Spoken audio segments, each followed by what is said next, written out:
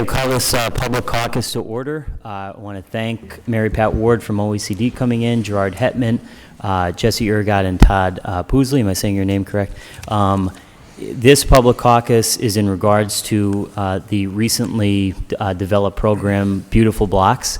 I'm going to turn it over to you to allow you to explain the program and all of its successes. I do want to make a note that this is something that the previous administration and council had both come together on and passed. It was really the brainchild of former councilman and former mayor Wayne Evans, so I want to give him kudos for bringing this to our attention. I think from what I've heard so far, it's been a really a great program. So I'll turn it over to you to take it away. Thank you. Sure. Thank you so much. Thank you for this opportunity to come and talk a little bit more about NeighborWorks Northeastern Pennsylvania and this exciting program that, as you mentioned, was really brought to our attention, actually, even by the former Mayor Evans.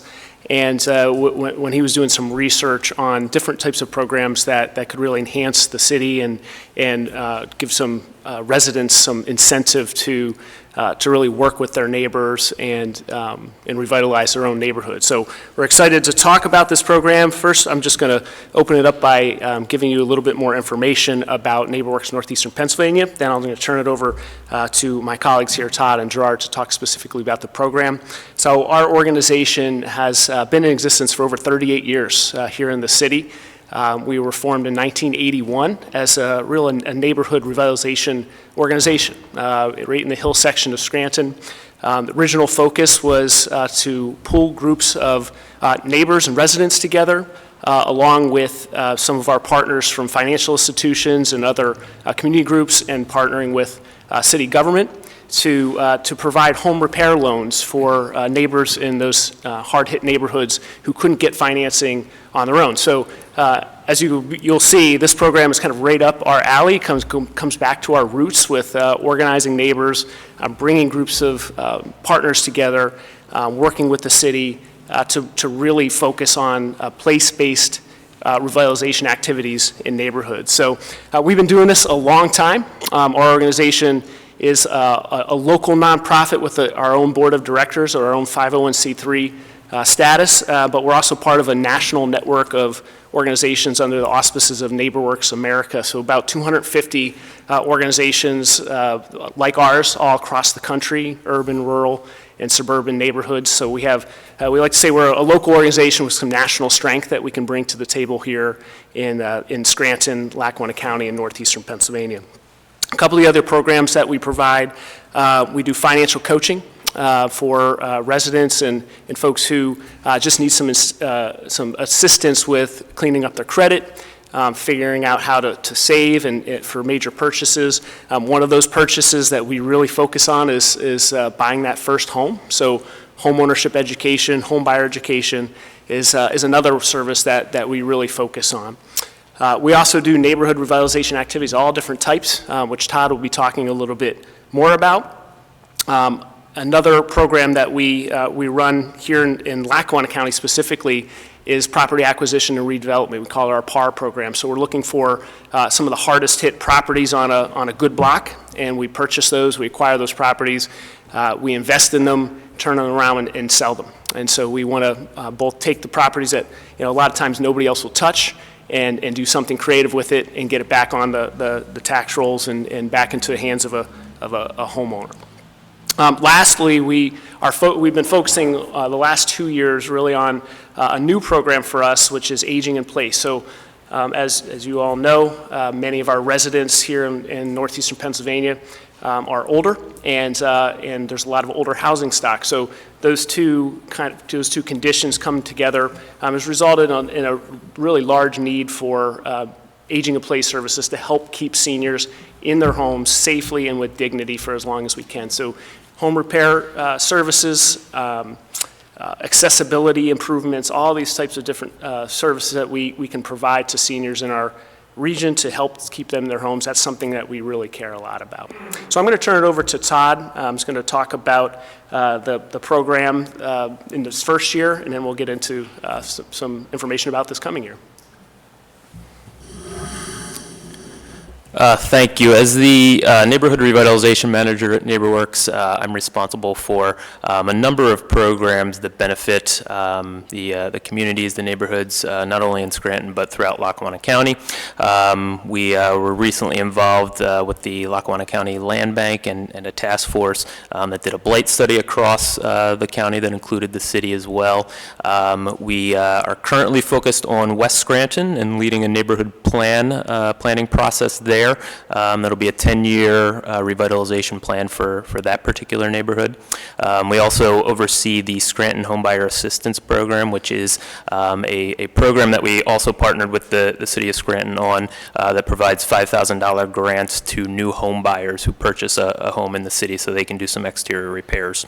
And then, of course, we have our Beautiful Blocks program that we're here to talk about tonight, which, as you know, as was explained, was launched last year, kind of modeled after a similar program from Oswego that former Councilman and Mayor Wayne Evans sort of caught his eye and he brought to us, and we were able to sort of flesh out the program, launch it last year, and had a lot of success with it. So we had a total of 15 blocks that participated last year. That's over 100 individual property owners. $100,000, a little over $100,000 in grant money that we awarded. Because it is a matching program, we were guaranteed to at least see another $100,000 invested by the property owners themselves. As it turned out, we're closer, actually over $300,000 in total investment. So that's with the $100,000 in grant money that we awarded, plus the investments that the property owners are making themselves into their projects. Which we think is a huge asset. Finally, as far as we're concerned, one of the other real big successes was the community building aspect of this program. So Gerard's going to explain a little more kind of the details how that works, but we also through the program encouraged all of the property owners that participated to have a little bit of a community celebration or service project at the end that they would do together. So we had a lot of blocks that would throw a block party when they all finished up their projects. They'd all come out. They'd meet some of the neighbors they hadn't met before. They'd celebrate together. They made plans. We heard from one group that created a Facebook page so they could all stay in touch, and then they were planning a community yard sale and some things like that. So that's really one of the kind of less tangible pieces of the program, but something that we believe is really important. Just to build community among residents in Scranton. So with that, I'm going to run a quick video here that we produced at the end of last year with some faces you'll probably recognize that I think explains the program better than I ever could. So.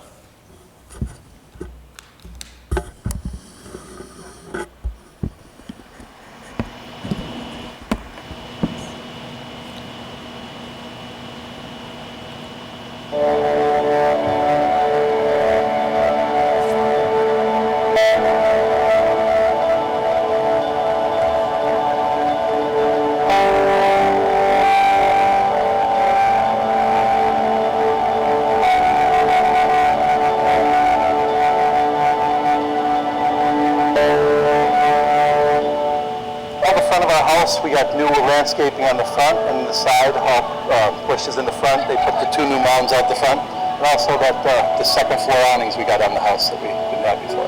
We were able to purchase the awnings for the home, and they came out very, very beautiful.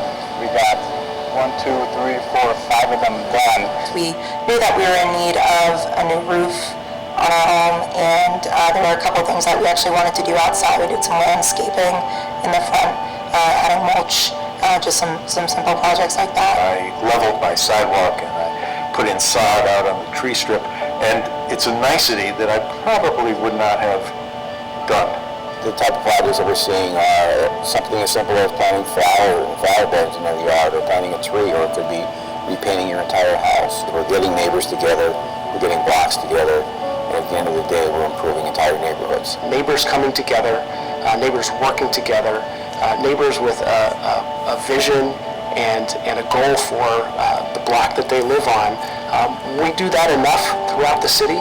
and all of a sudden things really start to change and people get excited. We love our neighborhood. We walk our dogs around all the time, and so it was a great opportunity to meet other people and see what projects they wanted to do with their homes in an effort just to beautify the neighborhood or the block further. To take pride in your block, to take pride in the community, to make sure that you see our block, everybody takes care of their property, their grass. It's a beautiful block. And like I said, and the extra money you can get to do these programs, it worked out well for us, and it worked out well for our block. I think Scranton property owners feel that they've kind of been under siege, that their property values are not going up, that it's hard to sell a house. There's a reluctance to invest or reinvest. So I think a program like this is very positive.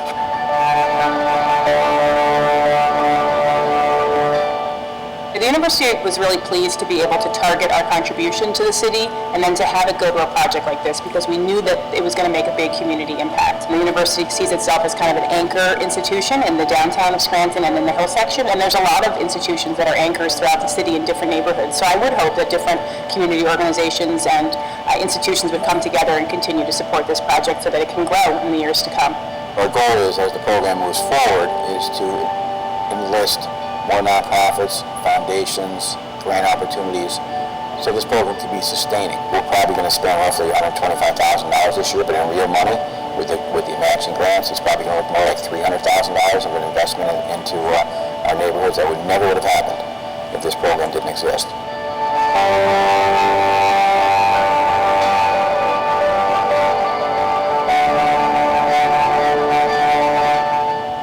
There are many individuals that live on a block, so being able to get everybody together and you know who everybody is, I think is the most important part, because, again, not many people do that nowadays when they move into a neighborhood. Not many people know who their neighbors are, so getting everybody together, I think that was absolutely perfect, beautiful part of it. And then again, the financial assistance of making your home a home. We all know that purchasing a home is not the easiest thing in the world, and making improvements to a home is not the easiest thing in the world. So whenever you get any kind of financial assistance for it, I think that was a tremendous big part of it.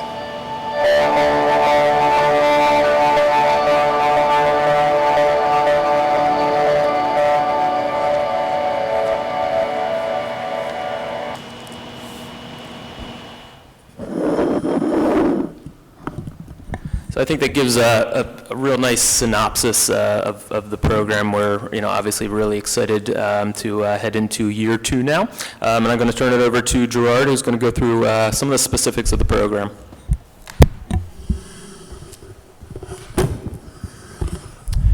Thank you, Todd, and thank you, Council, for having us in to talk about beautiful blocks. As we head into the second year of the program, we're now open for pre-applications to be submitted, which starts the process for prospective applicants in the program. So many of the aspects from the first year remain the same. And I should note, in my role as Community Development Specialist, I came on board with NeighborWorks at the end of October of 2019. So this is my first full cycle going through the program. Much of it remains the same from the first year. We do have some changes that take the program in a positive direction, and those are mostly the results of going into the second year. We learned from the first year, and we've got a few changes that just come naturally when you've got possibly returning applicants, so I'll take you through the process.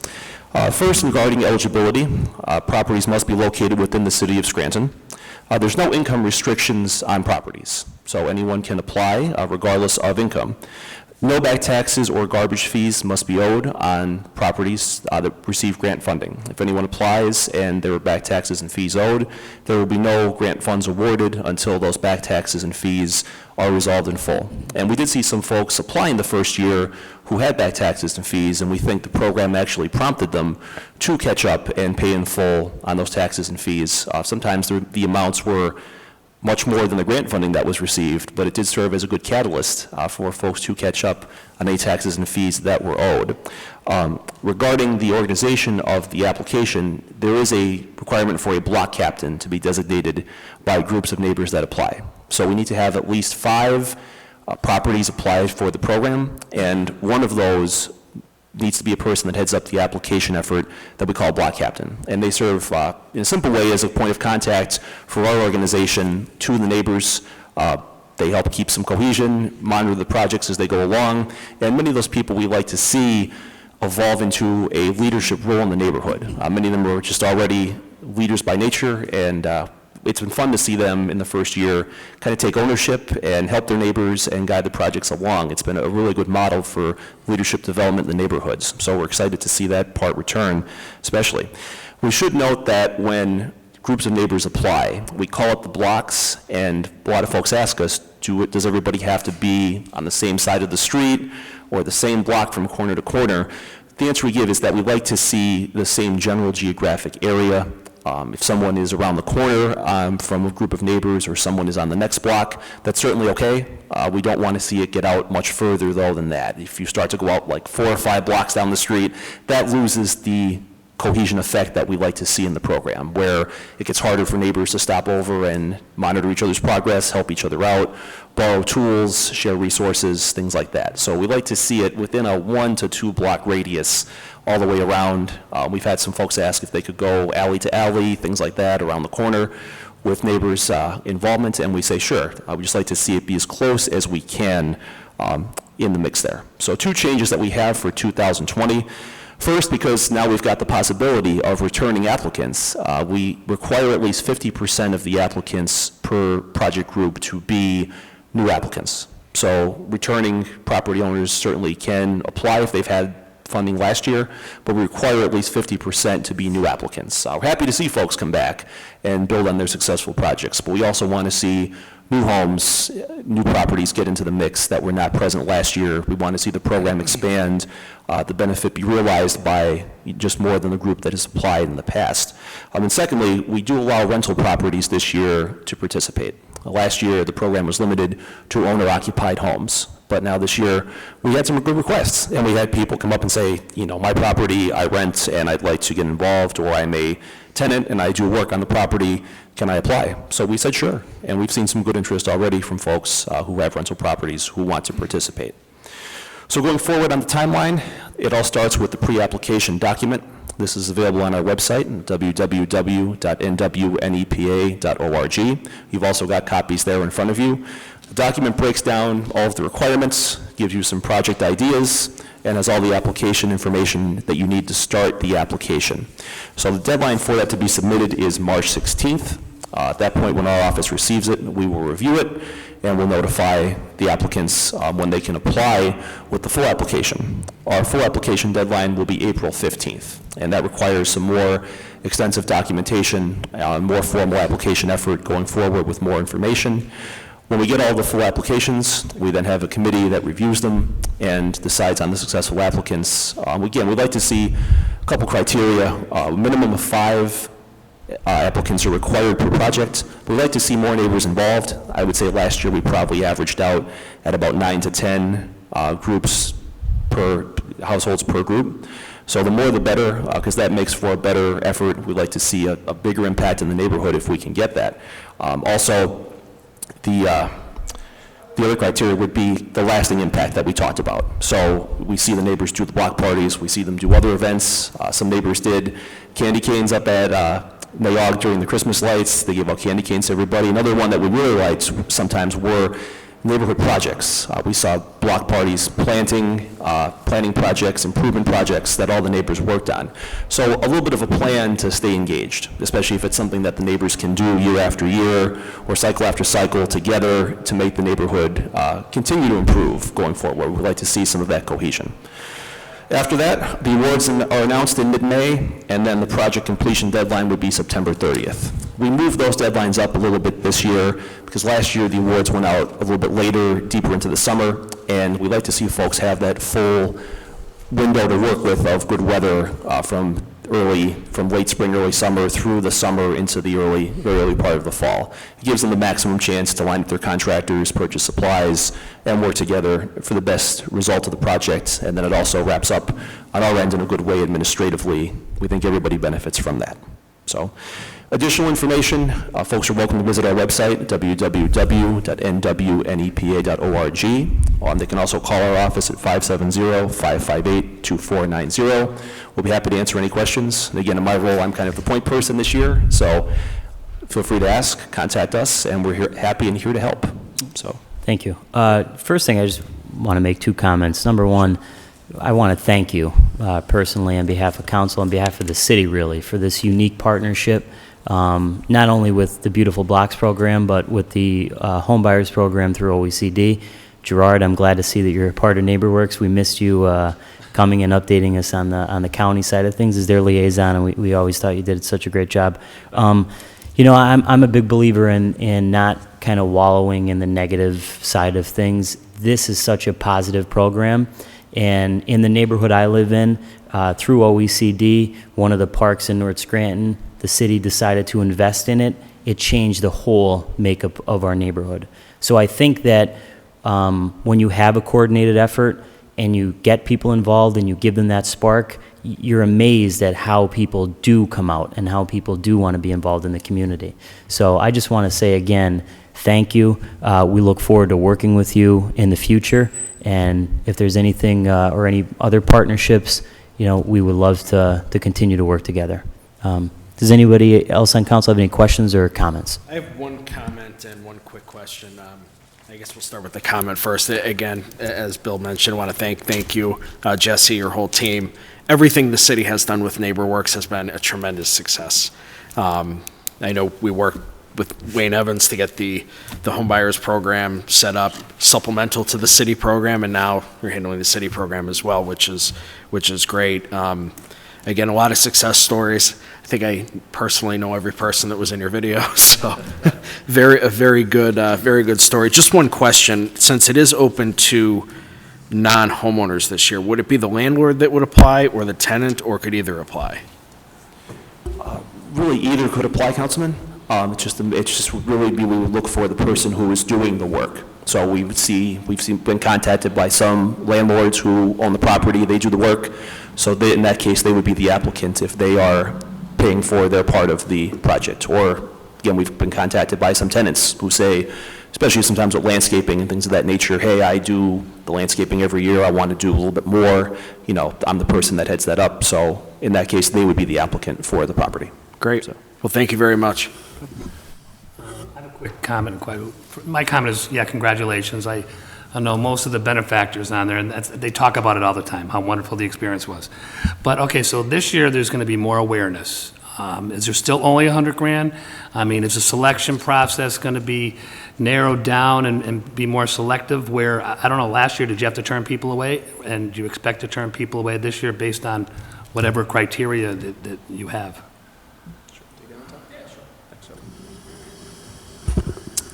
Yeah, to answer your question, last year we funded virtually all of the applications. There were a couple of blocks that just kind of didn't meet the basic requirements, and we were fortunate. We sort of ended up having 2 rounds last year, so we had some initial funding from the city to award about half of the blocks, and then some additional funding, so we were able to award the second half. So we're hoping to do at least as much as we did last year. So again, looking, shooting for at least 15 blocks, about $100,000 in actual award money.